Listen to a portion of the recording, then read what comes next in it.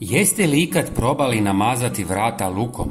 Možda zvuči neobično, ali rezultat zna biti odličan. Jeste li znali da luk sadrži sumporni spoj koji se aktivira tek kad se luk nareže ili zgnječi? Dok je glavica neoštećena, taj spoj nije prisutan u značajnoj količini. Taj sumporni spoj ima snažna svojstva, a upravo zbog njega luk ima karakterističan miris i mnoge korisne učinke.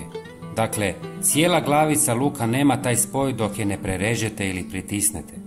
Zato svježe nasjeckani luk ima jači miris i djelovanje nego cijela neočišćena glavica. Ali vratimo se na naš glavni trik. Uzmite luk i ogulite ga. Bilo bi super da lajkate naš video i pretplatite se na kanal jer je to potpuno besplatno, a svakodnevno vam donosimo korisne savjete. Hvala vam. Kada ste luk ogulili, prerežite ga na pola da bi počeo ispuštati aktivne sumporne spojeve i to je vrlo važno. Sada ga jednostavno namažite s vanjske strane ulaznih vrata vašeg doma ili stana. Lagano ga razmažite, nema potrebe za pritiskom.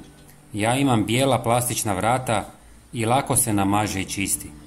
Ako imate drvena vrata tamnije boje, prvo isprobajte na manjem dijelu da provjerite hoće li ostaviti trag. Također ga možete namazati i ispod vrata na prag. Sigurno se pitate zašto ovo radimo.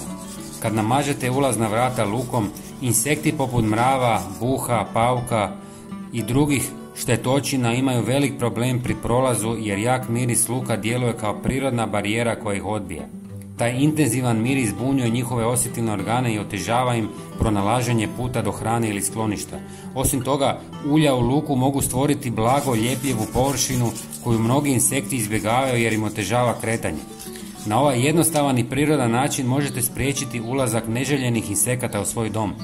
Ako ne volite jak miris luka, vrata možete namazati i sapunom koji također djeluje kao repelent. Podijelite ovaj jednostavan ali učinkovit trik na društvenim mrežama kako bi ga što više ljudi saznalo. Hvala vam i pozdrav!